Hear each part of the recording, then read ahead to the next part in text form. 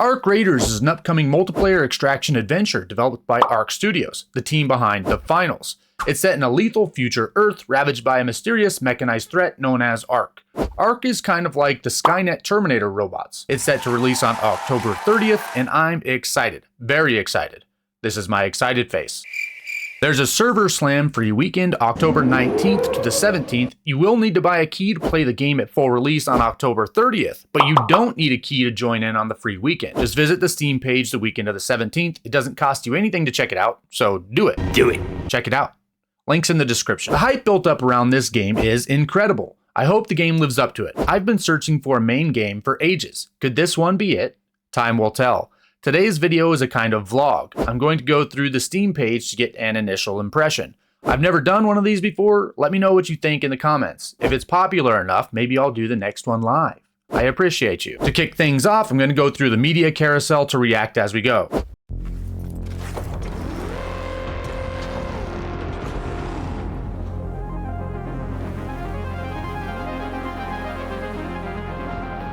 Very dystopian.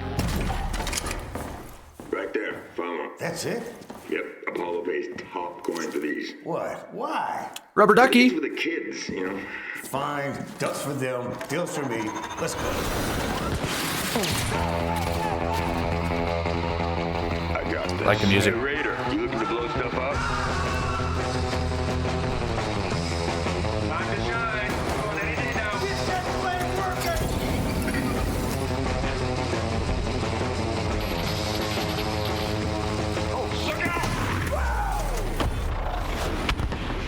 Come on, clock's ticking. This is our way out.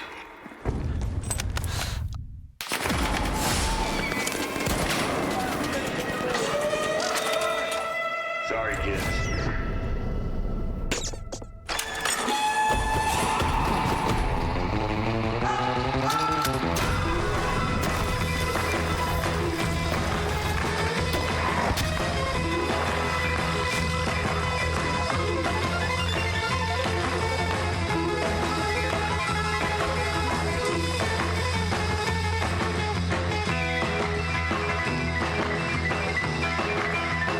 I like the playfulness of the jingles in there, the music they've picked. Got a little taste of the robots. This giant thing. I think I saw a clip of that. I didn't see anyone fighting it, but I think I saw that in the distance in a clip. Are there going to be like static bodies? Smaller ones? Are the robots weak to fire? I guess circuits and wires and stuff melt. Sorry, kids. The noise maybe attracts the Ark. Can you do that? Like decoys to send Ark after enemy teams? Extract, repeat.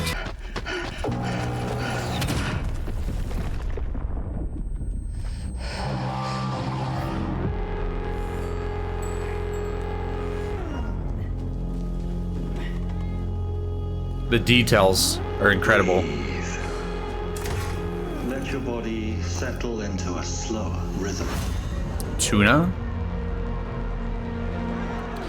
Clear your mind of all distractions. You don't have to walk this path alone. Surround yourself with resourceful friends. It's very dystopian. She's like drinking stuff out of a can. Like they're using cans for cups.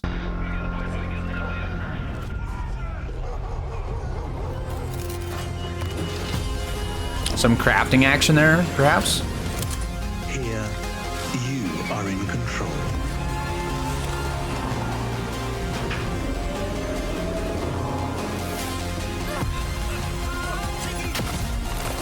Diplomacy?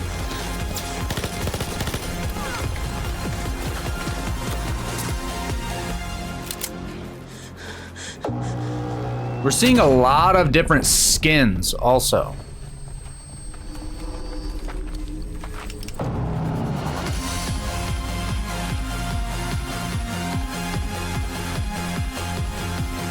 Dang. It showed some diplomacy action in there. Another new skin, a skin that I haven't seen anyway. I don't know what kind of gun that is. I don't know how to tell. Is that flashlight functional or just part of the skin? Here's like an industrial complex or something. Some sort of warehouse perhaps.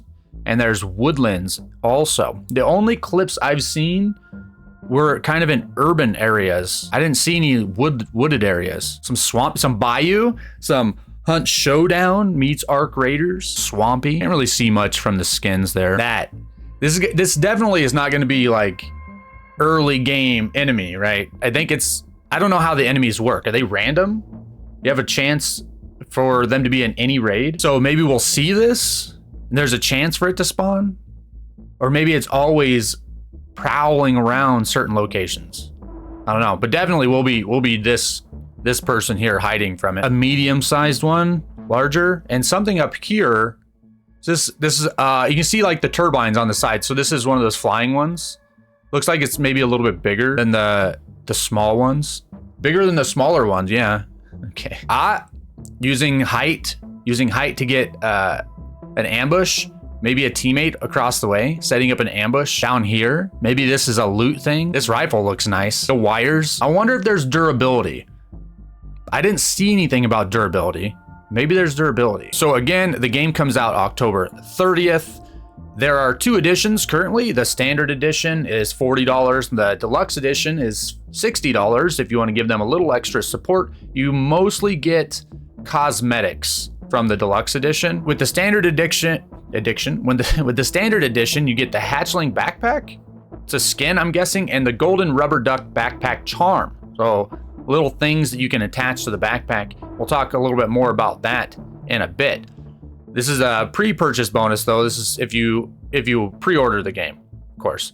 And then if you pre-order the deluxe edition though, you also get the G-Suit legendary outfit, salvager backpack, the spaceship souvenir backpack attachment. I don't know if that replaces the rubber duck or if there's another slot on the backpack for other aesthetics. A Valente legendary outfit, which I'm not sure what that is. I think they're down here. This is the Valente right here. I like the hat. Hopefully we get like accessories like that I could put on this dude. That's more like me, gray hair, old, father time. We get a blanket roll backpack attachment. The Valente skin plus color variants here. The Pathfinder backpack, which must be this. Blanket roll attachment. We also see like this lantern here. Lip scar, this facial scar, which is cool. Usually I don't put scars on my character, but this is a dystopian thing. So we'll see what kind of character customization options we have. I haven't seen anything about it yet. And the finger gun rapid fire emote, that maybe I'll get some use out of. Is there a spectate after you die? Do you get to spectate? Like you get to finger gun, emote somebody. There's a down state, right? So you can finger gun them. You can finger gun them after you down them. The scrappy skin, which I don't know if this is like a pet or what. Scrappy rooster and 2,400 raider tokens. I don't know if this is like a premium currency or what. If this is regular in-game currency, I don't know if that's a lot. So I don't think this is going to be pay to win, but maybe it is. I don't know. I don't know anything about the in-game economy yet. And the Astro bundle, that's these skins. We get a salvager backpack. That one looks a little bit different. And the spaceship souvenir. So that goes where the blanket roll did. Are the helmets part of the overall skin? I'm guessing they are. G-Suit legendary outfit, salvager backpack, spaceship souvenir. I can read and talk, I promise. Deluxe edition. No Raider tokens are an in-game currency in Arc Raiders. Raider tokens can be used to get Raider decks, bundles, or other cosmetic items, including outfits, backpacks, charms, emotes, scrappy outfits, etc. Raider decks. I don't know what that means. It's an in-game currency. It doesn't say that it's a premium currency. Maybe it's not that big of a deal. I don't know if there is a premium currency. A lot of games these days have a standard currency and a premium currency. Hunt Showdown does. It looks to me like they're going to monetize the game through the premium purchase price and cosmetics, which I like a lot. No pay to win, please. That's how my current favorite shooter does it, Hunt Showdown. I'm not going to talk about Hunt here, but if you don't know what it is and you like extraction shooters, you should definitely go check it out. It's been my favorite shooter for 5 or 6 years now. I have some videos on the channel, and there's a link to the Steam page in the description. I think some people were hoping that the game would be free to play, but I think it's better that it's a premium game. Another extraction shooter that I liked a lot, The Cycle Frontier, was free to play and ended up shutting down because of cheaters and a few other things. It being a premium game will hopefully cut down on the cheaters, and at least with a premium game, every time a cheater buys a new account, they help keep the game alive. Now about this game, Scavenge, Survive, Thrive. In Arc Raiders, gameplay flows between the surface ruled by lethal machines and the vibrant underground society of Speranza. Craft, repair, and upgrade your gear in the safety of your own workshop before venturing topside to scavenge the remnants of a devastated but beautiful world. Play solo or in parties up to 3, navigating the constant threats of Arc's machines and the unpredictable choices of fellow survivors. In the end, only you decide what kind of raider you are and how far you'll go to prevail. So, Speranza is the human city and it's underground like Zion. I think a big question that people are going to ask, and I don't know the answer to, is there VoIP? I hope there is. VoIP creates some of the most memorable experiences in games like this, so I hope there's VoIP, but I'll have to wait and see. Explore an immersive world. Explore 4 distinct maps at launch, with more to be revealed as the underground society evolves and expands its reach. Each destination carries the weight of a world twice destroyed and the scars of conflicts both old and new. Sift through the remnants for valuable loot and piece together the past as it's slowly reclaimed by nature. Evolving map conditions ensure that no 2 runs are the same, with varying weather, enemies, and mechanics adding unpredictability and danger. 4 maps at launch, that's pretty nice. That's a good selection already. And randomized events like weather. What do we see here in this? It doesn't really show much in this GIF about weather, so we don't see what kind of weather we have from this, but I'm guessing it'll be some strong winds, some lightning, stuff like that, stuff that we'll have to take shelter from or outrun perhaps. Stake your claim. In a society built on boldness and bravado, it's up to you to stake your claim as a raider. The loot you scavenge can be sold for coin or crafted into all new gear, allowing you to take on increasingly lethal dangers head on. Through both victories and hardships, you'll gain valuable experience, unlocking varied skills that enable all new ways of play. In addition, you'll complete quests for traders with differing motives and agendas, uncovering both the friction and camaraderie of a community under constant threat of collapse. So, it's not all smooth sailing in paradise. There's friction between the trader factions. I wonder if we'll see some tasks that pit us against other traders, or maybe a reputation system. And if we do certain tasks for one faction, we lose a little rep with a different faction. Interesting. I think we're all mostly on the same side, so it won't be like full betrayal. It'll just be like about money or whatever. Probably nothing major, right? No traitors betraying humanity to the machines. Beware the machines. Lethal machines known as Arc rule the surface, ranging from unrelenting drone swarms to mechanical giants that obliterate everything in their path. Their origin remains a mystery, but their ever-present danger is felt with every step you take. Each machine comes with distinct strengths and tactics, forcing you to pinpoint their weak spots and constantly think on your feet. And remember, the noise of battle carries. Other raiders may be listening, eager to claim what you leave behind. So sound matters. I like that a lot. Hunt Showdown has spoiled me for audio and shooters. I have found that even when I'm playing different games now, I rely a lot on audio cues, and in most games, that has made me a better gamer. One thing I'll say about AI, I think it's important for AI in these games to be more of an audio thing to bring players together and not so much of a challenge in and of itself, the AI. We see that there are some large machines here, so it's going to take some time to bring those down. You have a high risk and likelihood of getting third-partied there, so we'll have to see how that plays out. But I think at least the majority of AI shouldn't be that big of a deal. You should either be able to kill it quickly or avoid it and go around. I think one of the issues that the Cycle Frontier had is that some of the AI was kind of tanky and it took a while to bring it down, and that really opened you up to the dangers of being third-partied. In games like this that are pretty punishing when you die, that doesn't feel good. So the location of these bosses or whatever, these stronger AI enemies, needs to be in such a way that you can either hear players coming, you get some sort of warning, something like that, where you have a chance to disengage from the AI to react to the players moving in. Hunt Showdown has a really good system for this, where if you're fighting the boss, usually you're indoors for one thing, so you're not going to get sniped from 1,000 meters away or whatever. But also, there's an icon that you can check using an ability that will glow red if there are players nearby. So it lets you know that you're about to have company and you can disengage from the boss.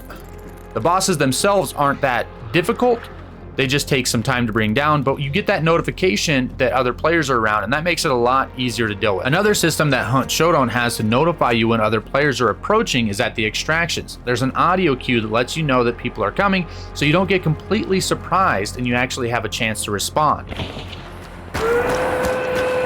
I think these kind of balancing features around stronger AI, or at least tankier AI, and certain mechanics like extractions perhaps, depending on how open things are pretty important for overall game balance. Maybe it's not always the most immersive thing, but this is a video game and it has to be balanced for gameplay. I didn't see much criticism about that sort of thing from the playtest, so hopefully that's not going to be an issue here. Anyway, raiders survived by kitbashing scavenged materials using long-lost tech and looted Ark parts to craft weapons, gadgets, and gear.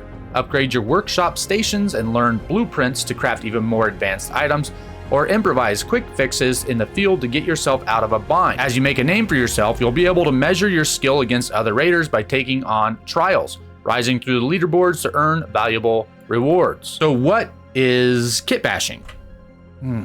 Flash bomb. Kit bashing or model bashing is the practice of making a new scale model by taking pieces out of kits. These pieces may be added to a custom project or to another kit. So kit bashing is just piecing together a kit from bits that don't necessarily go together. Cool.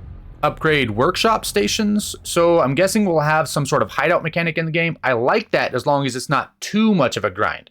Or as long as the reward makes sense for the grind. That's a better way to put it, I suppose. I actually kind of like the grinding things. That's part of these games. I just want the reward to make sense. I don't want to grind 20 hours to be rewarded with the ability to craft a starting pistol that I can buy from the vendor before my very first raid, you know? Trials. Is this going to be like ranked PvP matches, like an arena? That could be fun for some fast-paced PvP, like walking your dog to get the wiggles out before training. Do some trials PvP before going into serious raids.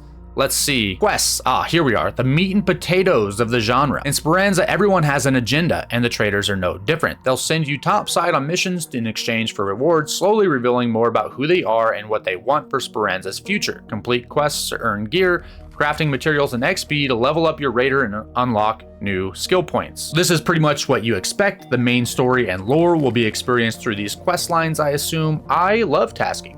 It gives me direction for my raid, a plan. I like to have a goal when I load in, besides shenanigans and PvP. I hope the quests don't get too tedious. I'm a potato. I stop playing Tarkov when wipes get to the tasks that are going to take me 983 raids to complete. Skill tree. The Ark Raider's skill tree branches into 3 paths: survival, mobility, and conditioning. Spend your points to shape your playstyle, loot faster, and move quieter with survival skills, outmaneuver your opponents and threats with mobility, and enhance your strength and stamina with conditioning. Choose how you grow and what your raider brings to the battle. So survival is the loot goblin rat tree, mobility is the Chad YOLO tree, and conditioning seems like it might be a general kind of tree, like dip a toe into it no matter what other tree you're focusing. I'm assuming we'll want to focus one tree, but maybe I'm wrong. Maybe we get enough points to dabble into all of them a bit. We'll see. Hopefully it's not too expensive to reset so you can try different builds too. Build your arsenal. Whether you're preparing to take down a specific Ark enemies or fend off rival raiders, there's a choice of weaponry for every fight. Cater to your style with a range of firearms including SMGs, rifles, and shotguns, as well as more advanced options such as railguns and energy weapons. Grenades, traps, zip lines, and deployables offer the tactical depth needed to outsmart your enemies, while augments allow you to tailor your loadout to your preferred playstyle, unlocking dedicated inventory slots and additional gameplay perks. Different loadouts for different objectives makes sense. I just hope that everything is viable. Having meta builds is okay, but I think it's better if players can play what they want and have a reasonable chance to win fights if they play the loadout right. Augments though, what is that? Is that going to be something on the skill tree or something we can equip? Maybe like weapon armor attachments, unlocking dedicated inventory slots and perks. So maybe we can have more weapons than normal with certain augments, or maybe we can remove movement penalties from heavier equipment. That could be nice. It seems like there will be a lot of customization options to suit your playstyle, and that's always a good thing, as long as there isn't a few meta builds that you have to play or else you're just gonna lose. It doesn't sound like that's the way it is from what I've seen and heard, so I'm not too worried about meta hell, but it's always a concern in games like this. AI-generated content disclosure. The developers describe how their game uses AI-generated content like this. During the development process, we may use procedural and AI-based tools to assist with content creation. In all such cases, the final product reflects the creativity and expression of our own development team. So they use some AI tools when developing the game. Look, I hate AI, but we have to face reality here. It's not going away. Developers either have to adapt to the new tools or get left behind. It's sad, but that's how it is. I'm not going to rant too much here. All I'm going to say is that I hope AI tools will be regulated for properly using other people's work. It should have to disclose the sources it uses, and those sources should get paid. System requirements. The processor and the graphics card are the big ones, so we need an Intel Core i5 6600K or a Ryzen R5 1600, GTX 1050 Ti, or Radeon RX 580. Let's be honest, no one's using ARC. Recommended. We need an i5 9600K or a Ryzen 5 3600, 16 gigabytes of RAM, an RTX 2070 or a 5700 XT. And again, nobody's using ARC. So to put this into perspective, the 2070 was released on October 17th, 2018. And the i5 9600K was also released in October of 2018. So both the CPU and GPU in the recommended column are 7 years old.